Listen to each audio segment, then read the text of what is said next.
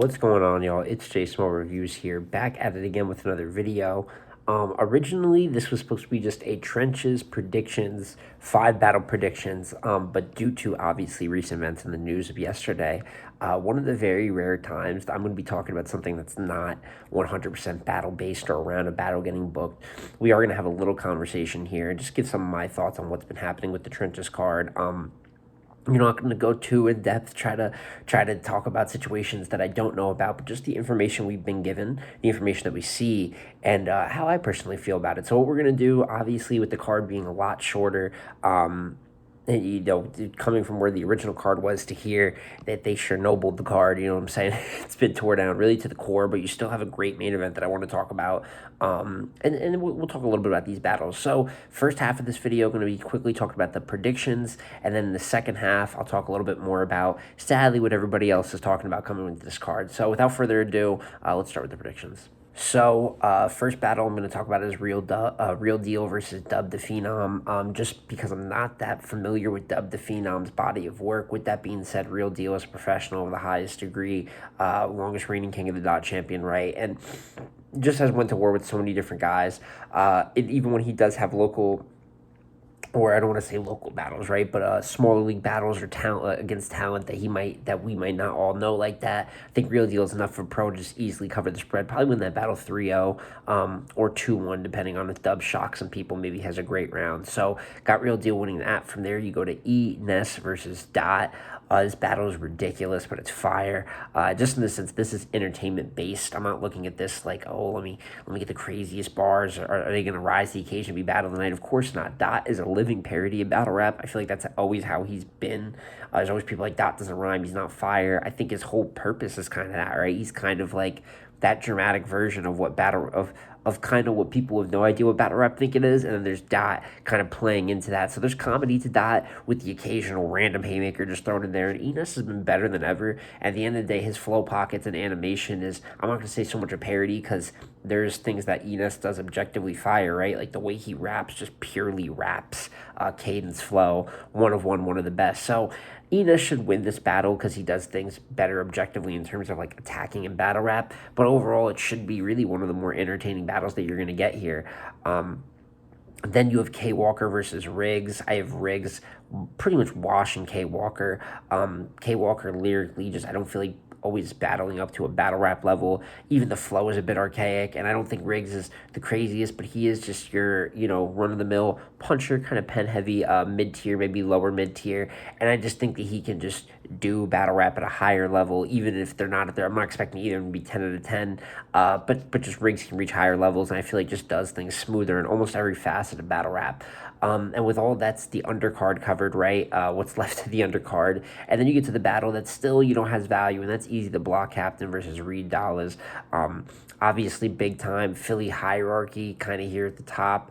You're going to have Easy, who's going to look to keep continuing his streak of clear wins. I don't expect him to come in here and get a debatable either. I will say it's 2-minute rounds, which I think is more pro Reed, just in terms of Reed.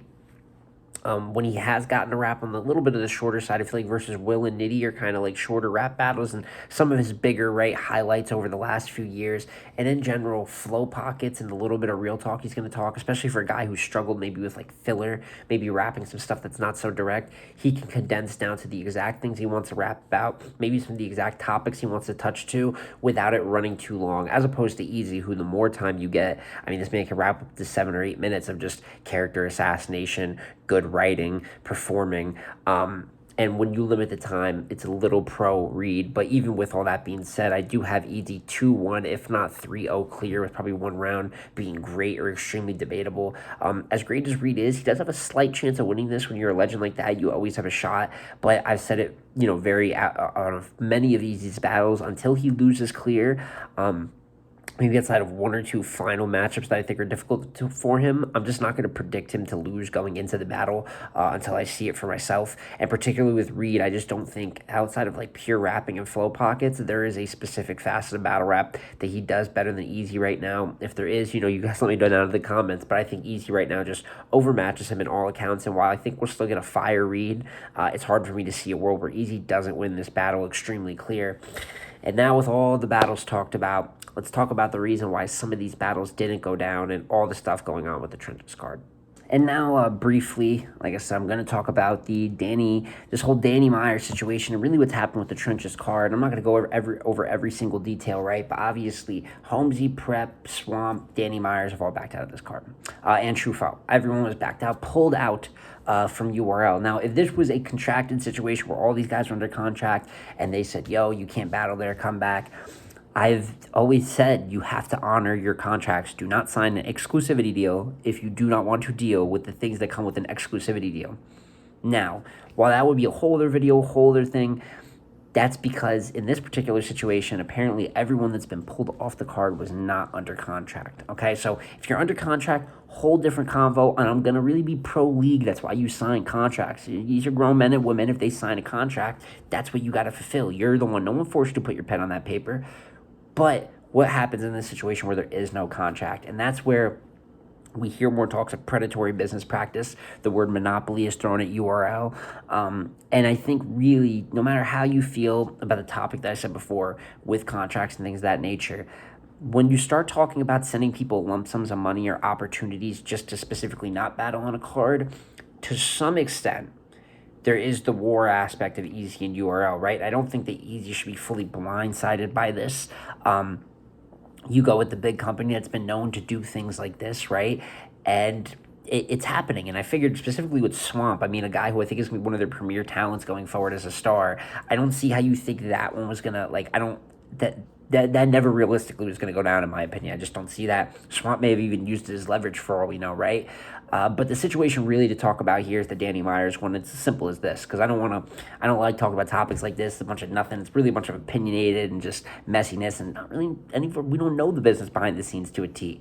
But with Danny, he came out and said, as someone that calls himself the champion of the culture, right? And a lot of people consider Danny one of the most wholesome pieces of this culture, just doing it for the love of the game. For him to go and say, I'm going to be real, I really didn't think they were going to try me like this. And then they threatened to pull his known battle in a week and all work he has with URL for the rest of the year. Now, he's been put in a position to lose, and Danny's going to have to, is taking heat, and is going to have to take heat, because he could have backed out 2 weeks ago with everyone else, and he waited till 2 days before. And now you put Easy and Rose in this situation. And do I think Danny did this super maliciously? Absolutely not. I think when Danny apparently told Rose and Easy, I promise that they're not going to try me like that, he probably believed it and just didn't realize that they were willing to take it to those heights and take it that serious for him to simply not battle on the card. So he's going to have to take the L for that. But it makes it fully understandable why people are mad, man. Danny is considered one of those neutral, everyone like as a wholesome figure. That's the key word. It's wholesome. Danny's here for the love of the game. He battles everywhere. Small leagues, big leagues. People don't really fuck with Danny Myers like that. You know what I'm saying? In terms of like fucking with his bag, his business, he just goes about his way.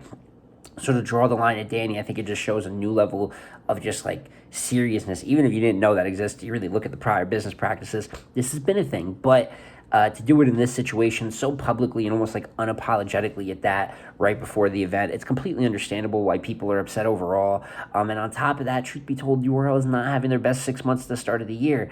Lack of big events. You get a 2-on-2 event for the Gnome event. And overall, with caffeine, it looks like the deal coming to an end. Obviously, you're going to have a couple of the caffeine events pulled back, and it just puts you in a weird area where the combination of your product and some of the things you put out there with your business or some of your movements overall is just going to cause a lot of friction with the fans. And I don't think it's the end of URL. I don't think it's the worst thing ever, but I do think it's one of those things where after this card, I would love to see just, let's get back to booking good events, and let's get back to just like having URL have a good year of battles.